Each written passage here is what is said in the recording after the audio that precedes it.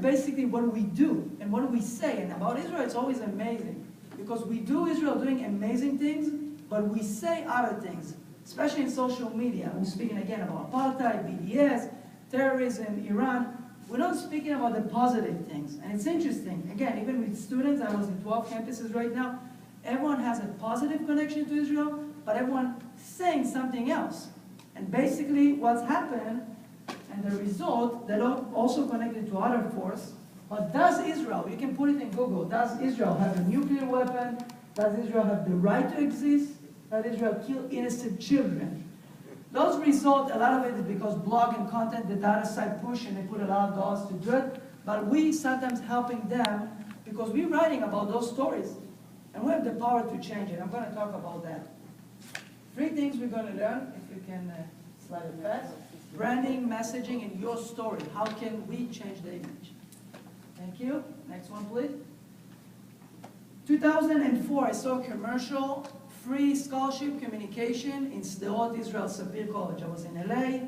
I saw free study in Israel. I didn't ask questions. I didn't ask why Sapir College, you don't see the map of Gaza. I went second day of me as a student. I hear the alarm, 15 seconds, running to the bomb shelter.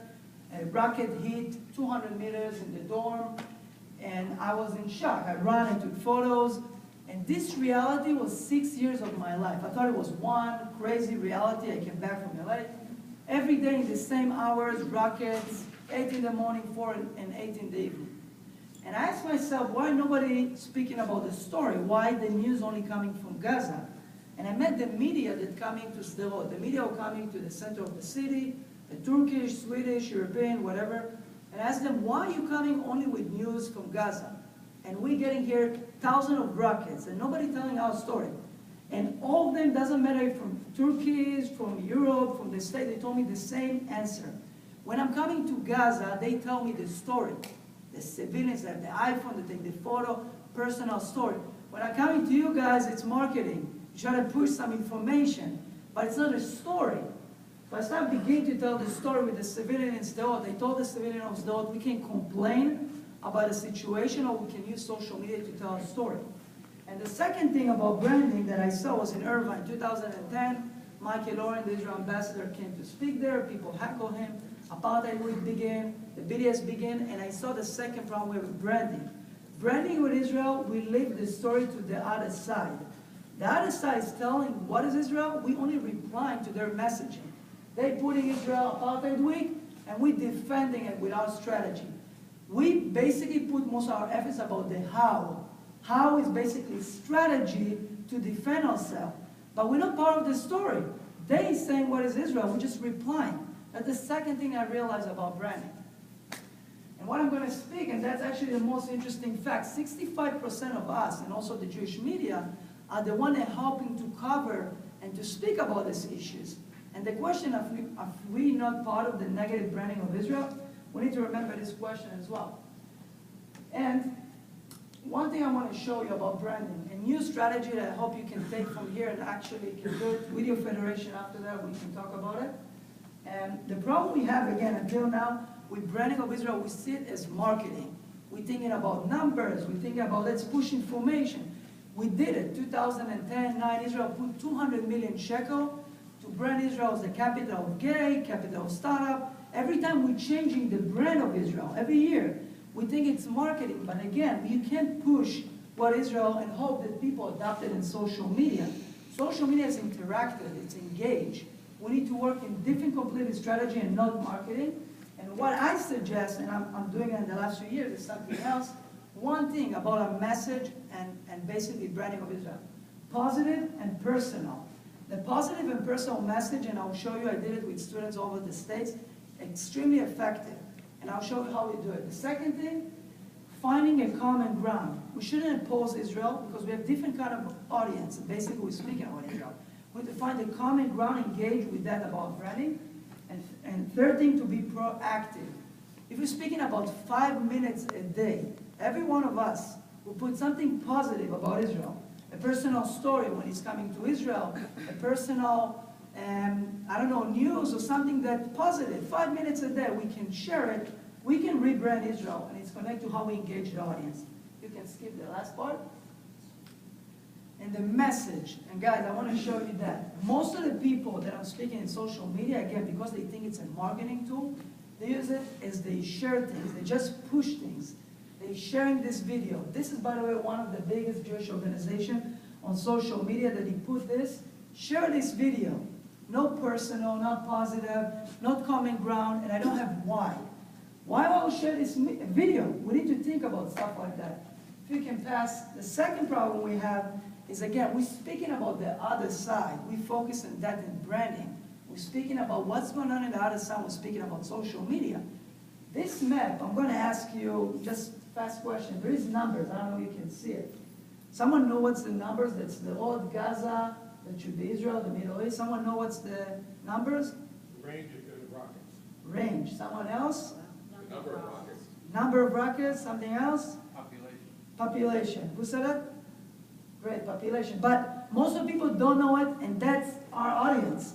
And we're sharing information a lot to brand Israel. We need to think about the common ground and what the other side actually can think. You can pass one. This is the first post on Pillar of Defense. I don't know if you saw it, was on YouTube or the video. The killing of the head of Hamas.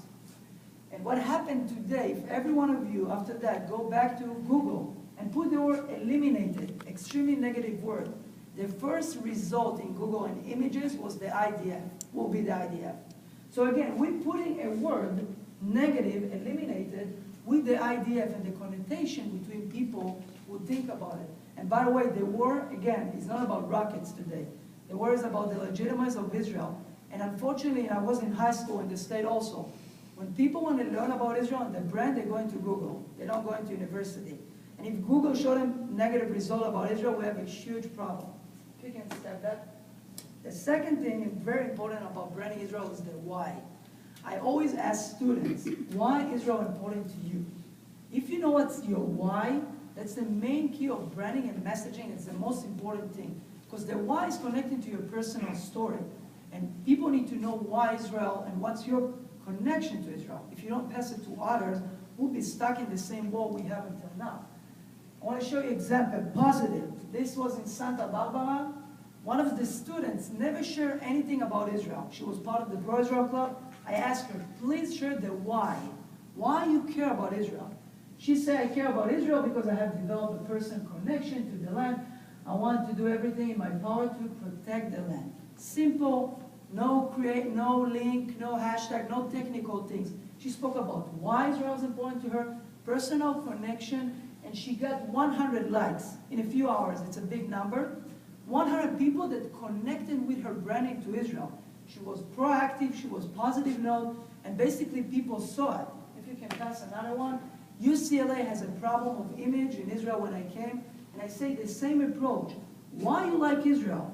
Personal, make it personal. Your friends, Jewish, non-Jewish, engage with that. And they say the same thing, why they love Israel. That's the best approach and the proactive approach. And the same result. A lot of people like it and share it and basically connect with this community online. Last thing, David, when he introduced me, he spoke about Parashat HaShavua or something, right? Sorry that I missed it, but I want to connect to that. A lot of things about Jewish heritage, always as a kid I remember. Passover, we were all there. Ten Commandments, we were all there. Purim, we always part of the story. We're always there, the Jewish people. No matter which moment, we were part of it.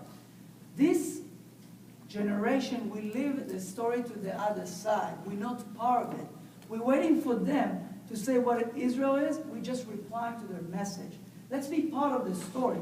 That's why I suggest, I saw it in Sderot, I saw it in Irvine, in the toughest places in the state, and I saw it. If we're part of the story, 5 minutes a day, proactive, and have a personal note and a positive one, we can change it. I believe it. I came all the way here to tell you that. And I hope you'll be part of this story. I really think we can do it. So thank you for that.